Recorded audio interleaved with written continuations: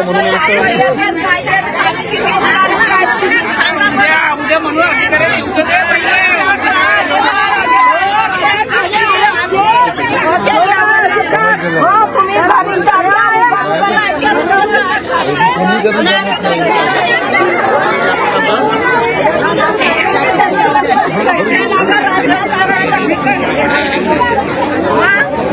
झोप लागा मला आमच्या कामावर राहायचेच रातभर ते झोपून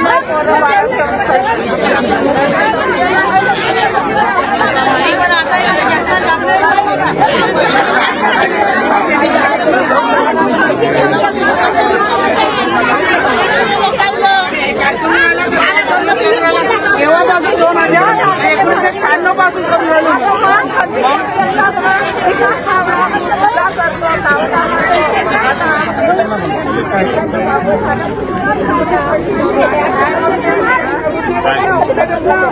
काहीच नाही. आमचं मला एकच एक ताबडतोब इश्यू करा. मला मात्र इश्यू करा. पैसे काय रेटीवर ठेवा किंवा बाबा चला काय असं पुन्हा या गावाला पुनर्वसन होत आहे का इश्यू करा. भूसंपादन कायदा 2013च्या नुसार पूरग्रस्त तिथं नाव नको आम्हाला. 2022चा वगैरे ऑक्टोबर 22चा वगैरे जीआर नको आम्हाला. सरळ सरळ पूरग्रस्त आपला आणि प्रकल्पग्रस्त टाका त्याच्यामध्ये सरळ आणि कला मात्राची नोटीस इश्यू करा ताबडतोब. धनंजय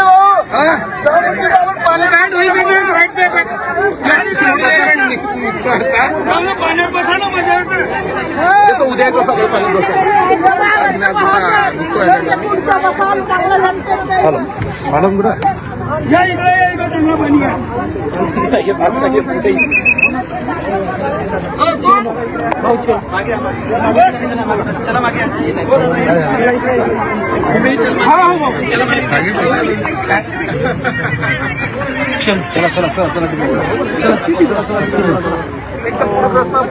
सगळ्या गावाला इथपर्यंत सगळे सगळं लेटर मिळतात. पूरग्रस्ताबद्दल विचार करतो आणि बोलणं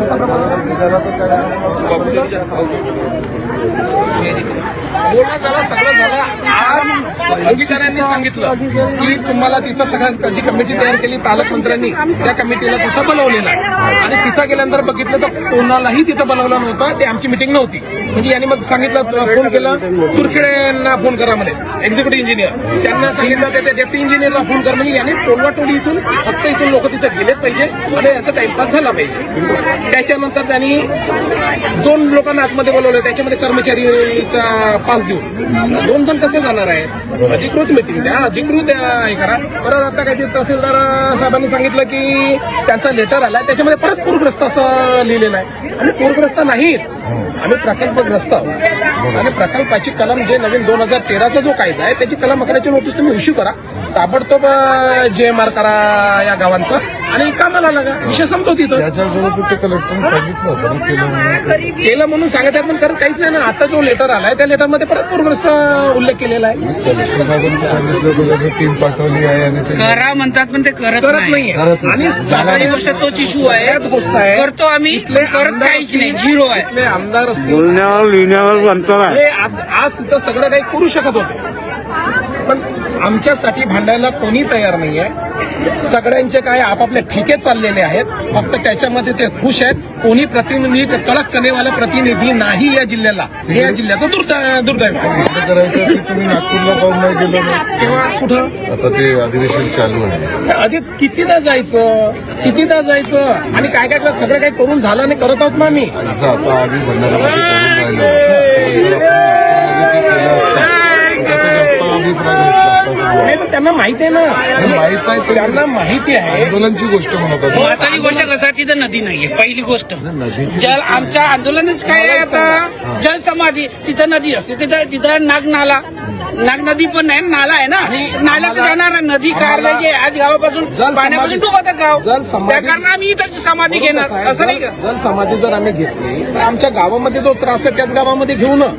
की उद्या चालून आमच्या लाशा सापडल्या तर कमीत कमी नंतरच्या पिढ्या किंवा पोलीस डिपार्टमेंटमधनं सगळं काही जाडतील तर कमीत कमी आमच्या जागेवर जाडतील ना नंतर लाशा काढून कुठे त्या नाग नदीच्या याच्यामध्ये नाल्यामध्ये जाडतील ना. त्याच्यापेक्षा आम्ही कमीत कमी इथं तरी किती जाडतील. वाजता प्रदर्शन सुरू केलंय तुमचं? कालपासूनच आंदोलन सुरू झालं. मागण्या पूर्ण होत नाही तोपर्यंत आता हे चालत राहील आणि लोक जर प्रशासनाने नाही ऐकलं आणि शासनाने नाही ऐकलं तर लढून द्या बाई. कलेक्टर साहेबांना भेटायला तर कलेक्टर साहेबांना बी आश्वासन केलं. मूर्ख बनवून राहिले अधिकारी आम्हाला. पण ते काही झालं त्यांना नाही. वाटतं की यांना कळत नाही की समजत हे नाही. आताची गोष्ट नाही. 3 पिढ्या चालून झाले. आम्ही तो पाण्यातच राहणार का? दरवर्षी पूर आला की दरवर्षी तिकडं कोणी राहायला जागा नाही. पाणी वाढवलं बॅकवॉटरचा निषेध करतो. येते आता माहिती आहे तुम्हाला ना? पण आता 43 वर आहे तर ही कंडिशन आहे. आता 1 मीटर जरी लेवल वाढवली तर त्यापर्यंत येते बरोबर. त्याच्यामध्ये करायचं कसं, जगायचं कसं लोकांनी, आणि हे यांना कळत नाहीये का? किती वर्ष झाले म्हणजे आता अजूनही डोक्यामध्ये यांच्या आयसीएस भरला आहे का? हे आयएस अधिकाऱ्यांच्या डोक्यामध्ये आयसीएस अजूनही भरलेला आहे. म्हणजे ब्रिटिशकालीनच त्यांच्या डोक्यामध्ये मेंदू आहे की काय आहे की आज एमपीएससी आणि युपीएससी नालायक ठरली आहे या लोकांना, की नालायक लोकांना सिलेक्ट करताय की ज्यांना धड आपले अहवाल बरोबर लिहिता येत नाहीये. ठीक आहे, आमदार अंगठे बहादूर राहतात, त्यांना आपली पडलेली आहे, कोणी शिकलेलं सवरलेलं नाही राहत, आणि कोणी 10वी नापास राहतो, कोणी त्यांना ठीक आहे. पण प्रशासन काय करताय? तिथे शिकले सवरले आहे ना. ते तर शिकले सवरले आहेत ना, त्यांना सुद्धा कळायला पाहिजे ना की नेमक्या या लोकांचे प्रॉब्लेम्स काय आहेत, नेमके बेसिक काय गोष्टी करायला पाहिजे ते सुद्धा हे लोक करत नाही. याच्यापेक्षा दुर्दैव 76 वर्ष स्वतंत्र होऊन फायदा काय? मग लोक मरत आहेत त्यांचे, हे दिसत नाही आहेत त्यांना. बागा ते वाटत पाणी इथपर्यंत आहे. आता काही दिवसानं 2 दिवसानंतर इथपर्यंत येणार. मग ते आम्ही काय करू? तर ते कोणी आम्हाला ठेवायला तयार बी नाही. सूर्यवंशी साहेब येत आहेत का? एसपी येत आहेत की कलेक्टर साहेब येत आहेत?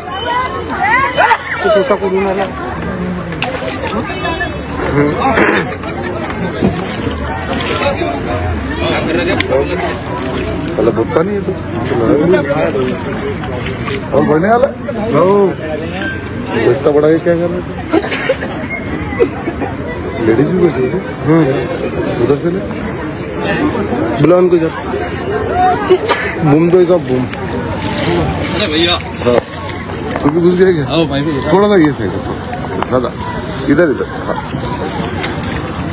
हाँ तो रे भाऊ बसले का? हाँ काही बोलायचं आहे का? हा बोला बोला. या इकडे या, येऊन जा इकडे, येऊन जा. हा इकडे येऊन जा. हा ये आई इकडे. अरे मी आलो ना, ये इकडे इकडे.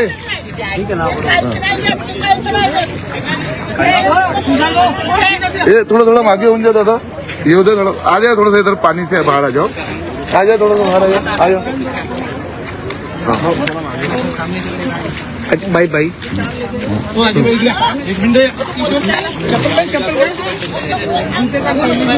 थोडंसं गेलेलं सावड्या.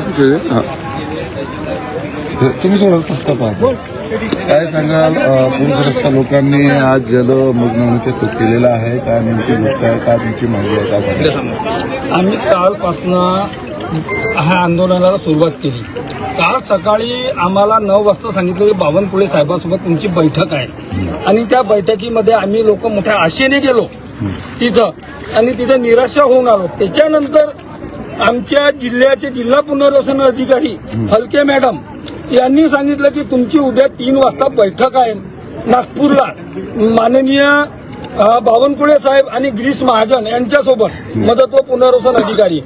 आम्ही तिथं 11 ते 15 लोक गेलो. तिथं आम्ही विधानसभेच्या एरियात गेलो तर आम्हाला सगळ्यांनी असं कुत्र्याला कसं भगवतात त्यासारखं आम्हाला तिथून प्रत्येक गेटमधून भगवलं की तुमच्याकडे पासेस नाही, काही नाही, आणि तुम्ही कसे काय आले, आणि कोणते तुमचे मूर्ख अधिकारी आहेत त्यांनी तुम्हाला इथं बोलावलं. म्हणलं आमच्या भंडारा जिल्ह्याचे अधिकारी मूर्ख तर नाही, खूप चांगले आहेत आणि प्रामाणिक आहेत. त्यांनी आम्हाला इथं पाठवलं. पण मग अशा मूर्ख अधिकाऱ्यांना माझ्याकडे आणा म्हणतात की तुमच्याकडे पासेस नाही, काही नाही, आणि मंत्री साहेबांच्या मीटिंगमध्ये तुम्ही जाता. हे किती म्हणजे कसं काय म्हणते? हे शक्यच होऊ शकत नाही. तुमची मीटिंग नाही ना, काही नाही म्हणते. त्याच्यानंतर आम्ही आतमध्ये माहिती काढली, अधिकाऱ्यांना फोन केला गोसेखुर्दच्या. त्यांनी सांगितलं की ही बैठक नागपूर विभागाची आणि अमरावती विभागाची आहे, भंडाऱ्याशी काही लेणं देणं नाही. आम्ही तिथून निराश होऊन आलो. त्याच्यानंतर आम्ही त्याच्यानंतर भोंडेकर साहेबांना, आमदार साहेबांना फोन केला. भोंडेकर साहेबांना फोन केला. भोंडेकर साहेब नागपूरलाच होते. मी जाऊन तिथं पाहतो म्हणे. ते सुद्धा गेले. ते सुद्धा वापस आले त्या मीटिंग मधून की भंडारा जिल्ह्याची मीटिंग नाही, तरी मी तुमची मीटिंग ताबडतोब लवकरात लवकर लावण्याचा प्रयत्न करतो असे भोंडेकर साहेब आम्हाला फोनवर बोलले. पण या भंडाऱ्याच्या अधिकाऱ्यांनी आमची एकाच गावाची नाही तर 85 गाव आहेत आणि नव्याने 27 गाव, एवढ्या गावांची फसवणूक केली. ते या अधिकाऱ्यावर आम्ही कसं काय विश्वास ठेवणार? त्याच्यापेक्षा जगण्यापेक्षा मरणं बरं.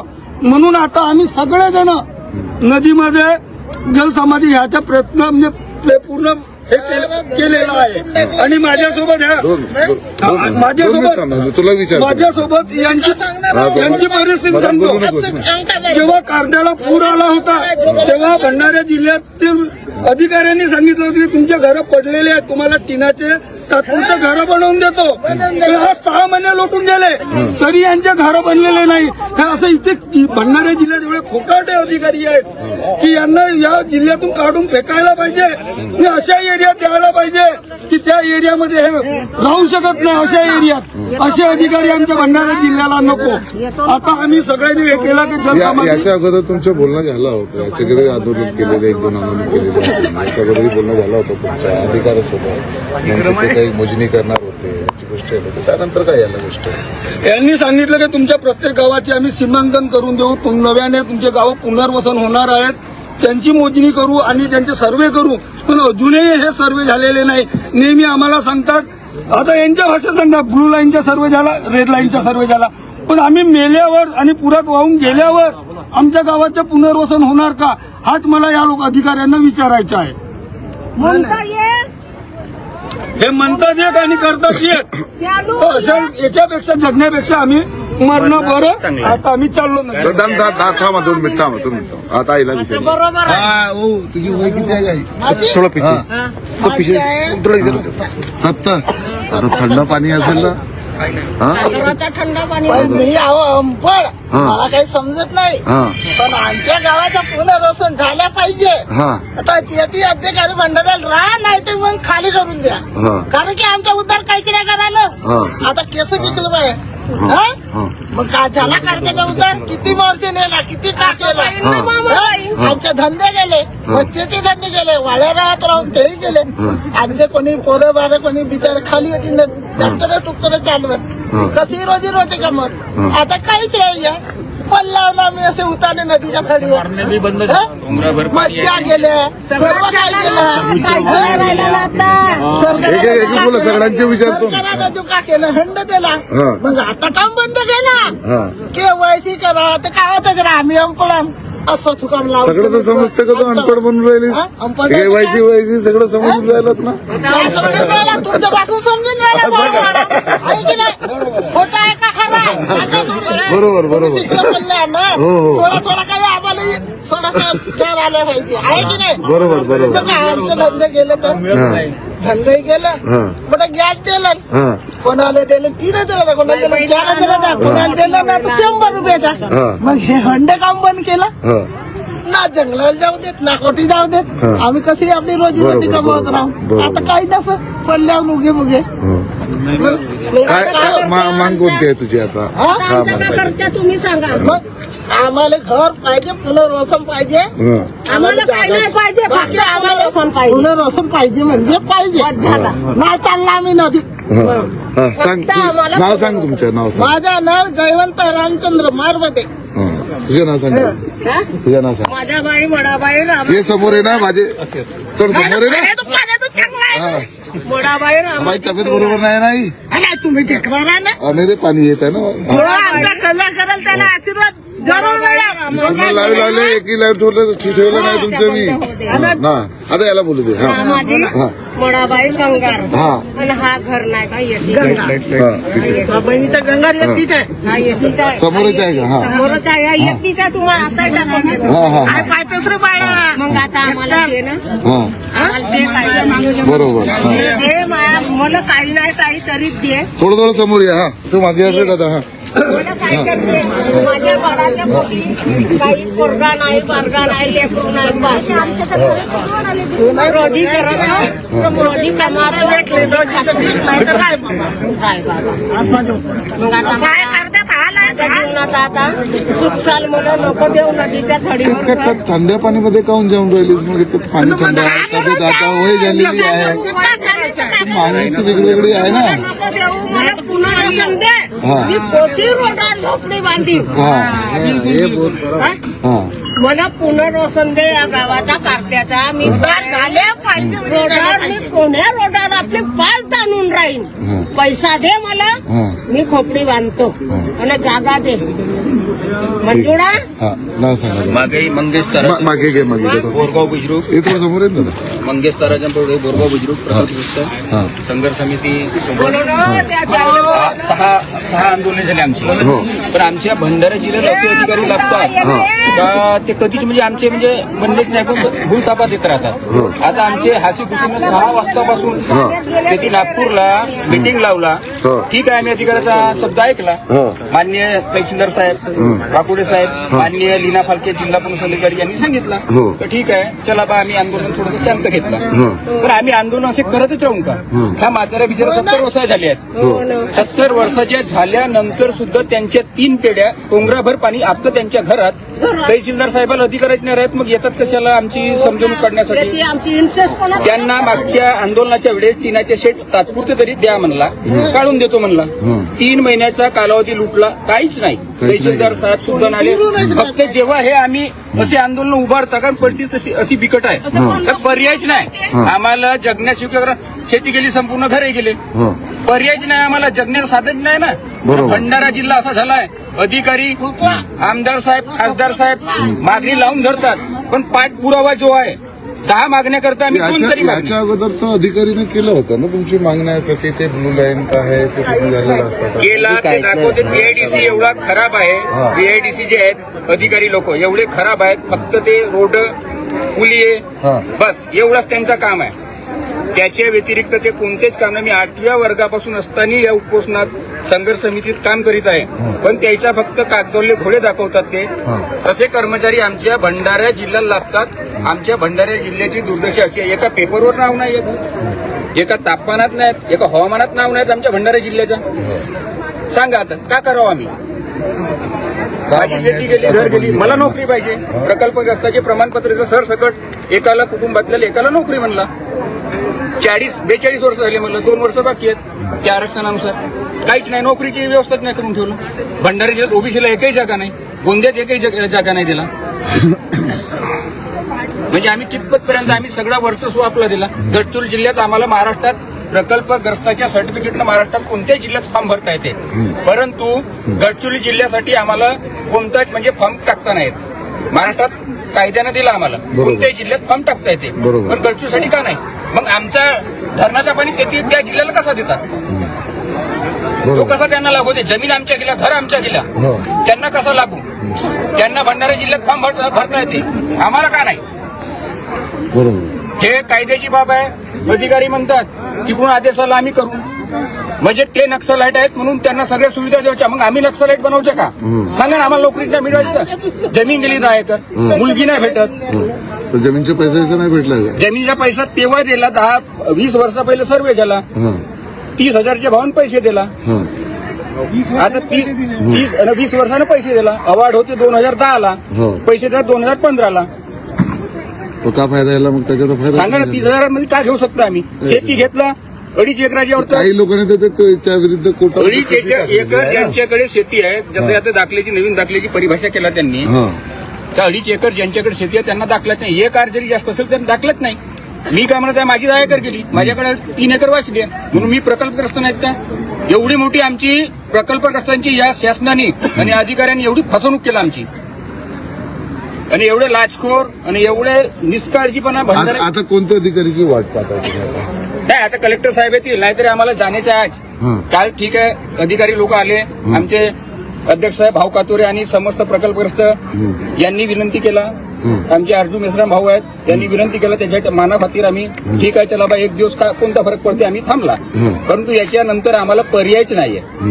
आमचे मुलं बाळ बायको पोरं सब तिकडं उपाशी तपाशी आहेत. बरोबर. किती आंदोलन करून 35 वर्षाचा काळ लोटला.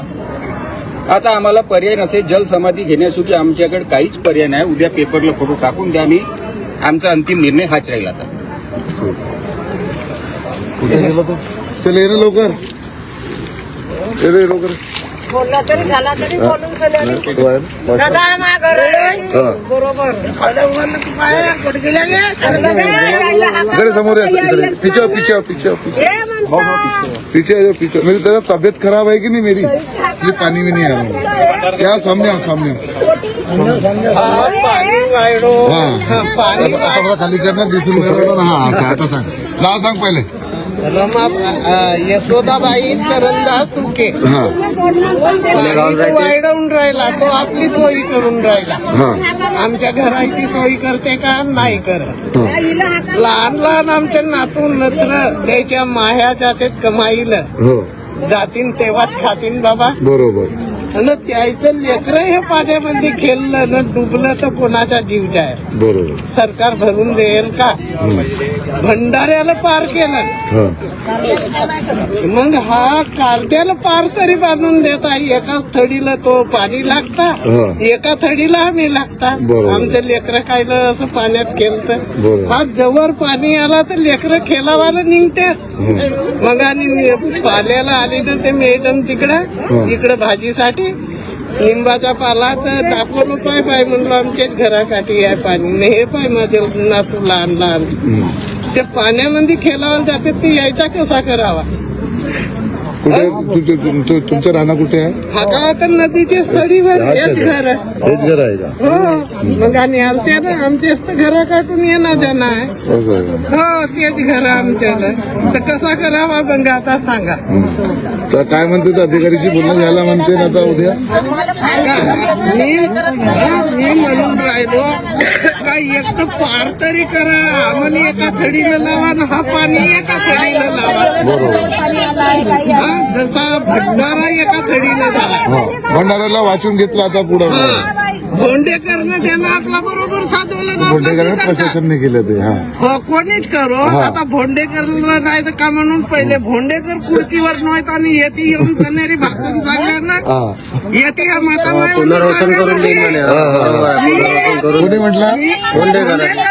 हा. मी पुनर्वसन तुमचा करून दे. इंद्रिय बेटा म्हणते मला निवडून आला म्हणते. हा तो भिडवाड्याचा निलू बांधत्या. हा 15 एकर जागा बी देईन म्हणून मला तरी आला. तोही आला दिला ना कारत्याच्या ढिबराईनं. पुराण माणसं तर गेला आमच्या. आता का पोरा भरायची जात आहे. बरोबर. पुराण माणसं गेला.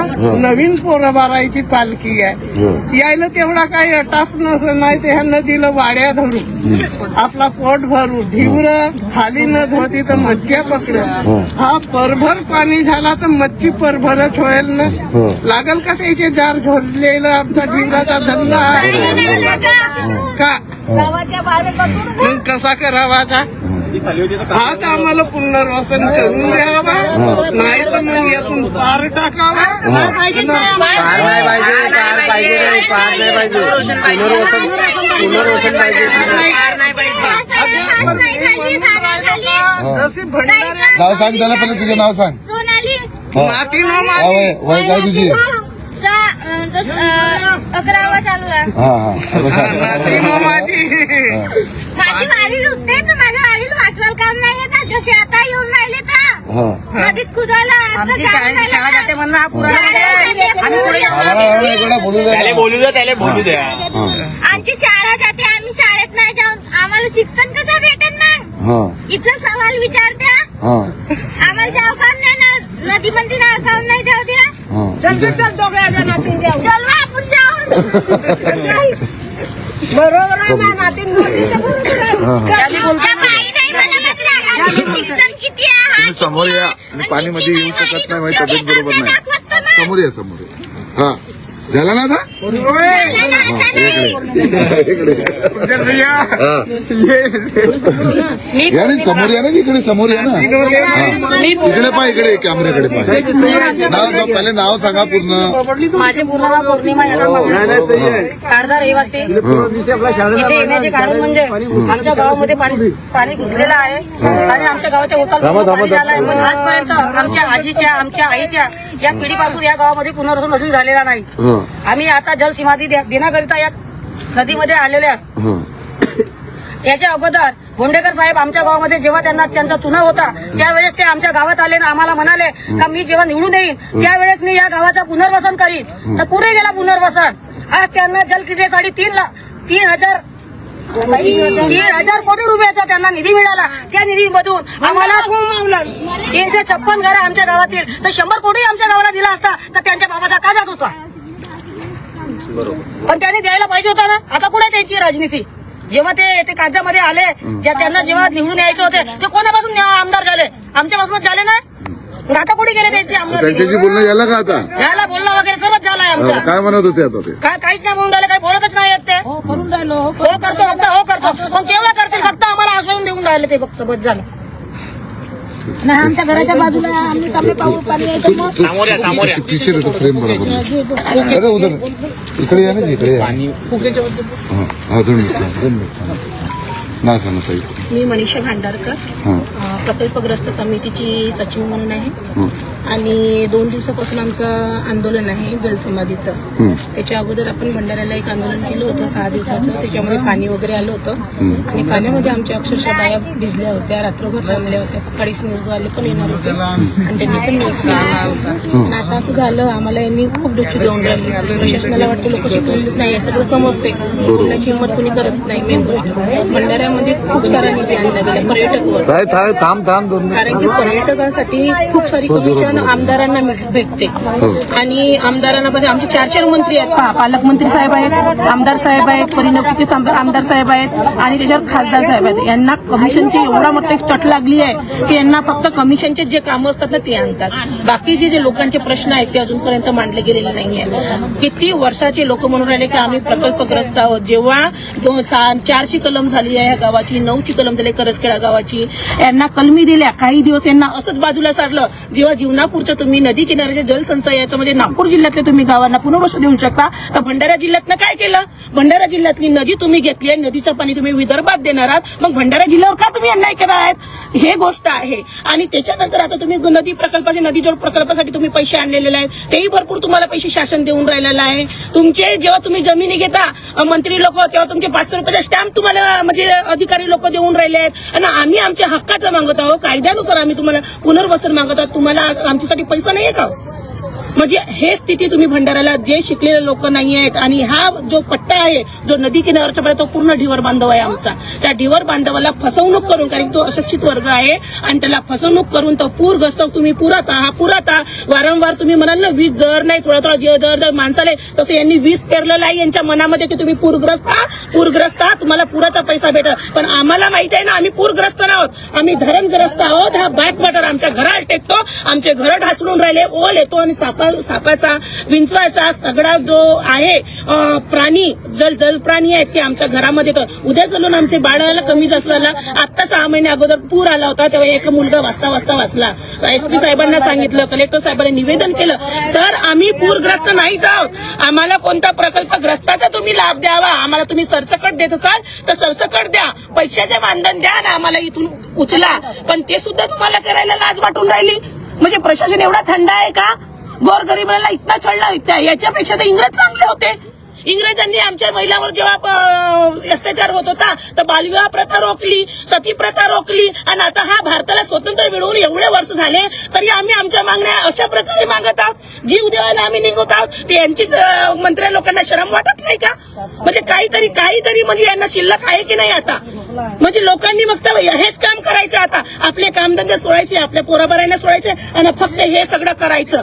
म्हणजे 40 गावांचा प्रकल्पग्रस्ताचा पैसा तुम्ही 3,000 आणून पहिले आम्हाला उचला बाबा, येतच तुम्ही पर्यटक करा, छान तुम्ही मंदिर इथं काशी बसवा वाटेस, आम्हाला काही नाही लागत, आम्हाला धंदे मिळतात, आम्ही तुम्हाला वाटेस फुकटामध्ये मजुरी देतो, आम्ही श्रमदान करतो आमच्या भंडारा जिल्ह्यासाठी, पण आमच्या जवळच काही नाही. आम्हीच भीक कोटोरे घेऊन तुम्ही ठेवले आहात तर आम्ही कुठं जायचं, कुणाला प्रश्न विचारायला म्हणायचं. हे सगळं आम्हाला मांडायचं आहे. अगर आम्हाला मागणी पूर्ण झाली, सकाळी आम्ही जास्त जनसंख्येने गावागावात जाऊन जिथे जिथे जलसयाचं पाणी साचलेलं आहे तिथे त्या गावकडे तुम्ही इथे येऊ शकत नाही ना, तुम्ही कापूस सोडायला जाऊन एक दिवस थांबा ना, आपल्याच गावाच्या अंडरमध्ये जो पाणी संचय झालाय त्या गावामध्ये तुम्ही पाणी समाधी घ्या, जलसमाधी घ्या. बस. अधिकारीशी बोलणं झालं होतं म्हणतो सर, अधिकारी सोबत बोला, लीना फलके मॅडम आल्या होत्या. आम्ही म्हटलं, त्यांनी पत्र दिलं बावनकुळे सरांना, आम्हाला 7 वाजता पासून काढलेलं, तुम्हाला माहितीच आहे, पत्रकार लोक आले होते. 7 वाजता त्यांनी घेऊन गेले. चला बा, आम्ही म्हटलं अधिकाऱ्यांथ्रू जात आहे आपल्याला चांगलं म्हणजे बैठून आमचं मानता येणार. या लोकांनी गेलं, जी जनता दरबार भरते त्या प्रकारे आम्हाला उभं केलं. आपण मागच राहिले, आम्हाला म्हणतात जा तुम्ही बोला. त्याच्यामध्ये त्यांनी फक्त ते लिहून दिलं, त्यांची हिरवी शाही असते ते लिहून दिलं त्यांनी, आणि जा मग तुमची मिटिंग आज संध्याकाळी नाही तर उद्या सकाळी बिलकुल तुमची मिटिंग लावतो. म्हणजे आम्ही बी आलो असे नाही. बरं, आता अधिकाऱ्याने केलं बा, होईल काही ना काही, नाही आपली काही बाजू मांडलीच असेल, पत्र व्यवहार केल्याच असतील. आता आल्यानंतर यांनी म्हणतं की तुमची मिटिंग लागली आहे. आम्ही म्हटलं की आम्ही हा पत्रावर विश्वास ठेवू शकत नाही. याच्या अगोदर पालकमंत्र्यानं तुम्हाला बावनकुळे सरांना मिटिंगसाठी दिलं, मदत पुनर्वसन मंत्रीला दिलं, तेव्हा मिटिंग नाही लागली. 4 तारखेची मिटिंग होती, आम्ही त्या मंत्रालयामधून पत्र आणलं, तो साधा पत्र व्यवहार सुद्धा आमच्यासोबत केलं नाही या लोकांनी, एवढं अंतरात ठेवलं. आणि आता तुम्ही मिटिंगचा आम्ही कोणत्या भरोशावर तुम्हाला विश्वास करणार? आश्वासन देतात आणि आश्वासन देऊन ते पूर्ण धुळीच. त्यांना माहिती आहे की हे लोक काही करू शकत नाही, काही समजत नाही. हे असं आता का तुम्ही उद्या बसणार आहे का? उद्या बसू, कारण की आता रात्रीची वेळ झालेली आहे आणि जलसमाधी घेणार आहोत. जलसमाधी घेऊ आम्ही आता रात्रीची वेळ. लोकांना दिसलं पाहिजे ना भंडाऱ्यातल्या लोकांतले किती पाण्यामध्ये जेवढे किती पाणी आहे. पोलीस लोकांना भीती वाटते त्या पाण्यामध्ये आम्हाला जाऊ दिलं नाही तर. म्हणजे माणसाच्या वर पाणी आहे, एक पाऊल ठेवू दे त्या मागा, आता माणूस मरतो तिथे पडून. तर कुठेतरी ह्या लोकांना भीती वाटते, तर आम्हाला पण भीती वाटत असेल मरणाची, पण आम्ही का बरं धाडस करा? कुठे ना कुठे आमच्यावर अन्याय झालेला आहे. अगर यांनी आम्हाला अगर न्याय नाही दिला तर आम्ही कोर्टात जाऊ, जनहित याचिका टाकू, 40 गाव 45 गाव मिळून आणि पूर्ण हे जे बांधकाम आहेत यांचे त्या सगळ्या कामावर आम्ही स्टे आणू. आणि अशा प्रकारे पण आम्ही लढाई लढू, बांधकाम करणार नाही ह्या गोष्टीला.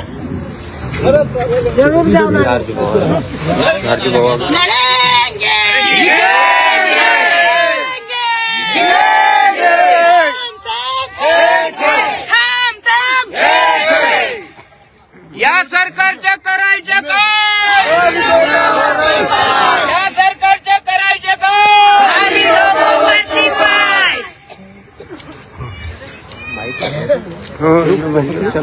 बोला आता बोला. आहे का कोणी बोलणार आहे का?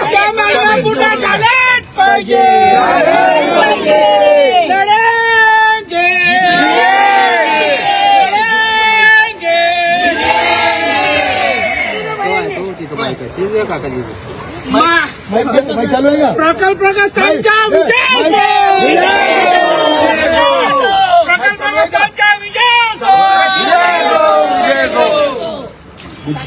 फोटो ले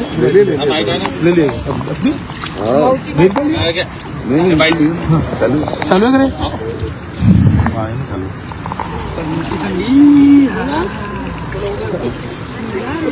शासन आणि प्रशासन झोपलेलं आहे. इथं बघितलं असाल आमचे संघर्ष समितीचे भाऊ कातोरे आणि त्यांचे सहकारी पाण्यामध्ये डुबलेले आहे. बघून घ्या, हे वास्तव आहे. तरी प्रशासनाची झोप उघडत नाही, प्रशासनाची झोप उघडत नाही. मित्रांनो, जोपर्यंत आपला गोसेखुर्द धरणाने बाधित गावाच्या पुनर्वसन होत नाही तोपर्यंत आपण हे जलसमितीचा जे आंदोलन आहे ते संपवणार नाही. प्रशासनाने यांची दखल घ्यावी. आणि समोर आता अधिवेशन सुरू आहे. मुख्यमंत्री असतील, पालकमंत्री असतील, भंडाऱ्याचे महसूल मंत्री असतील, जलसंपदा मंत्री असतील, यांच्याशी चर्चा करावी.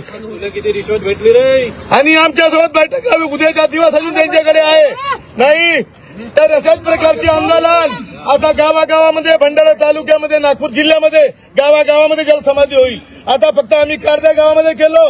उद्याच्या नंतर पूर्ण तालुक्यामध्ये भंडारा तालुक्यातील गाव असतील, करजखेडा असेल, कमारी असेल, सूर्यवाडा असेल, सिड्डी असेल, बेला तवडीपार असेल, कोरंबी असेल, संपूर्ण गावामध्ये अशाच प्रकारचे आंदोलन केले गेले. जोपर्यंत शासनाची झोप उघडत नाही, हे कुंभकर्णी झोपीचे लोक आहेत. हे झोपलेचे सोंग करत आहेत. काल त्या फलके मॅडम आल्या आणि त्यांना आम्हाला पत्र दिलं अमरावतीची आणि नागपूर जिल्ह्याची बैठक होती. तिच्यामध्ये भंडारा गोसेचा कुठलाही उल्लेख नव्हता, तरी त्यांनी आम्हाला तिथे पाठवल्यानंतर आम्ही तिथे गेलो. खर्चाने गाडीच्या खर्चाने गेलो. तिथे गेल्या गेटवर गेट पास तयार नव्हती. बोंडेकर साहेबांसोबत आम्ही बोललो तर ते बोलले की आपली भंडाऱ्याची मिटिंग नाही. मित्रांनो, अशा प्रकारची दिशाभूल करता येत आहेत. म्हणून अशा प्रशासनाचा आम्ही धिक्कार करतो.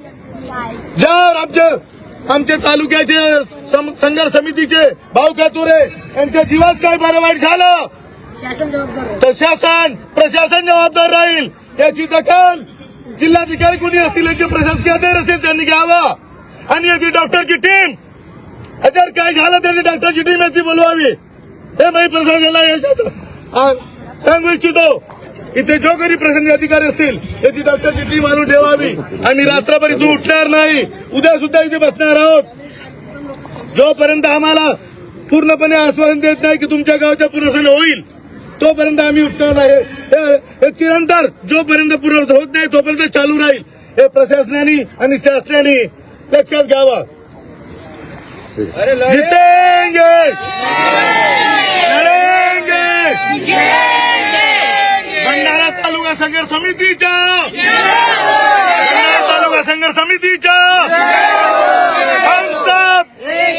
हम सब लढेंगे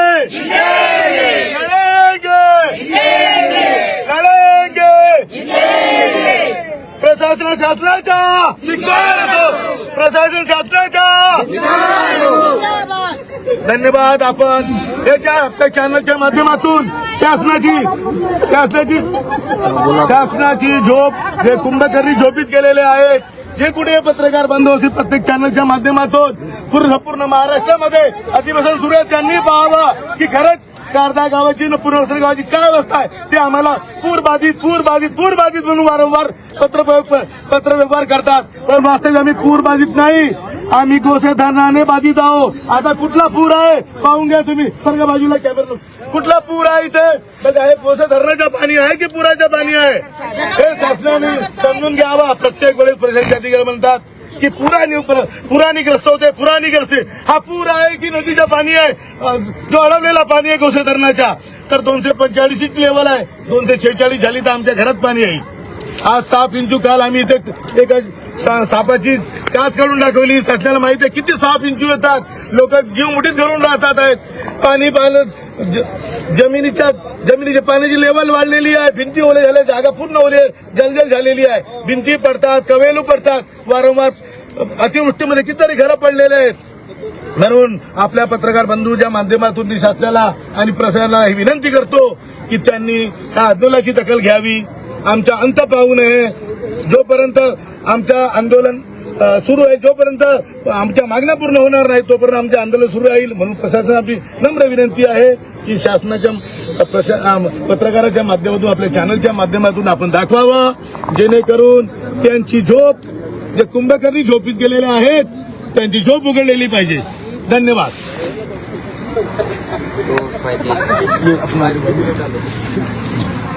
ठीक है ना भाई. बहुत बढ़िया. छलांग लगायचे नाही. प्रशासकीय अधिकारी जो कोणी असतील त्याची डॉक्टरांची टीम बोलवावी. प्रशासकीय अधिकारी जे कोणी असतील त्यांना आवाज आहे डॉक्टरची टीम बोलवावी. जर एकदा दिवस काय बरं वाईट झाला तर इथे कोणीही प्रशासकीय अधिकारी येऊन देणार नाही.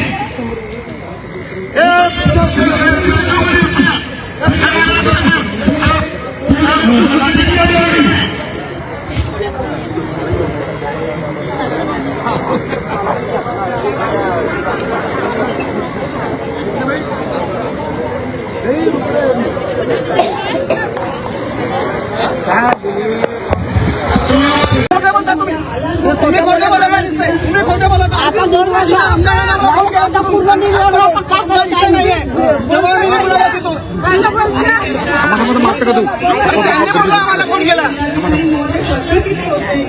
फोटो मग काढता तिच्या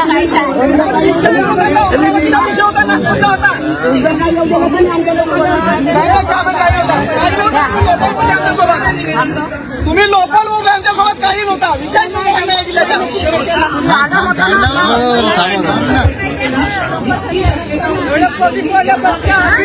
तुम्ही लोकल बोलले आमच्यासोबत नाही विषय नव्हता. भंडाऱ्याचा विषय नव्हता तिथं.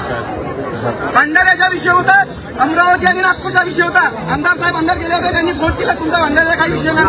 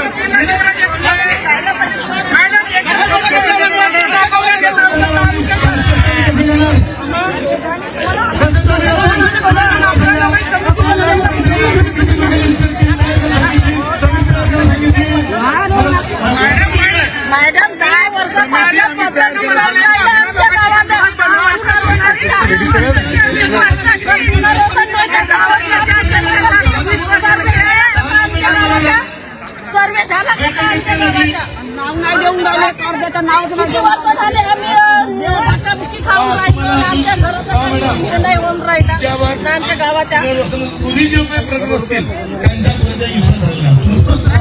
लोक आहेत. लक्षण आलं का आश्वासन देते 6 महिन्यापासून 4 तहसीलदार बनते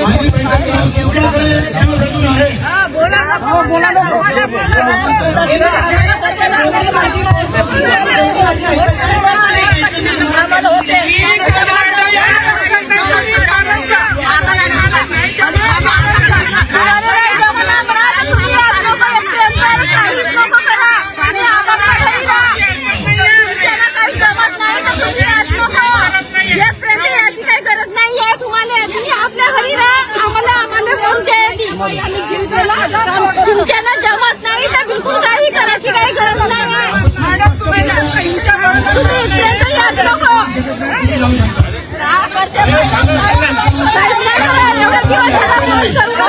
काहीच नाही करा काहीच करून राहिल्या काही करत नाही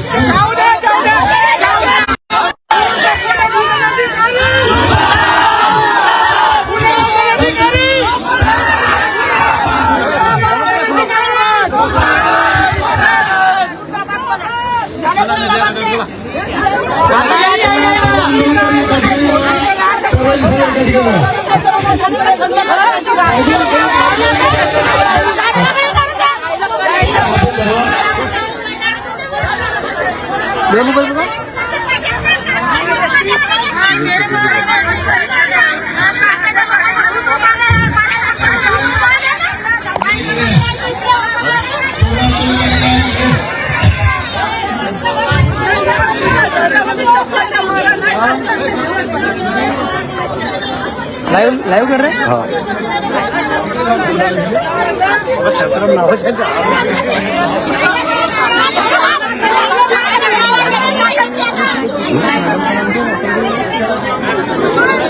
इसके ना वो फनके फनके मारे फनके नहीं फनके फनके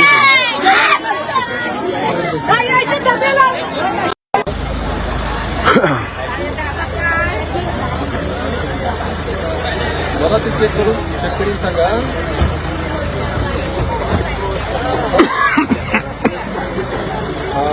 काल रात्री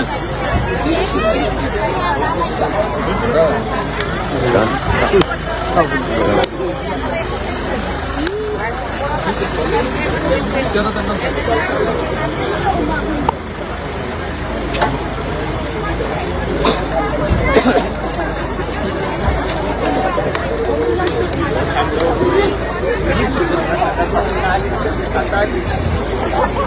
दवाई नहीं पकड़ी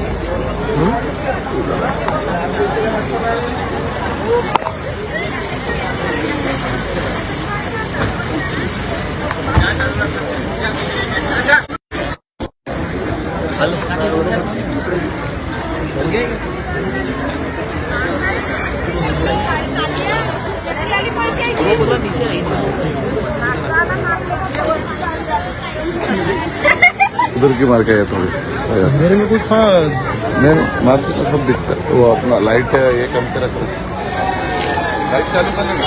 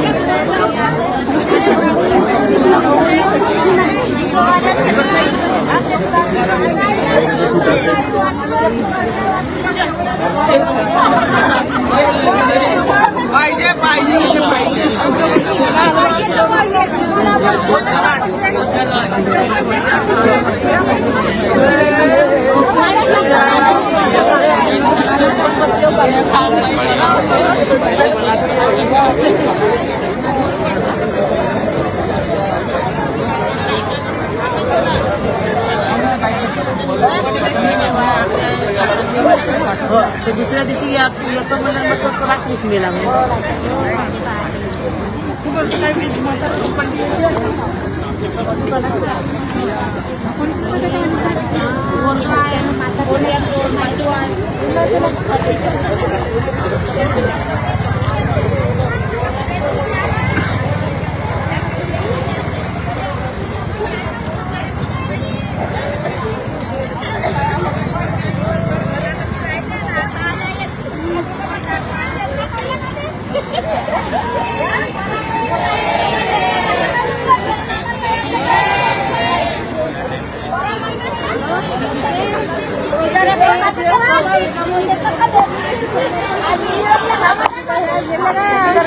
आम्ही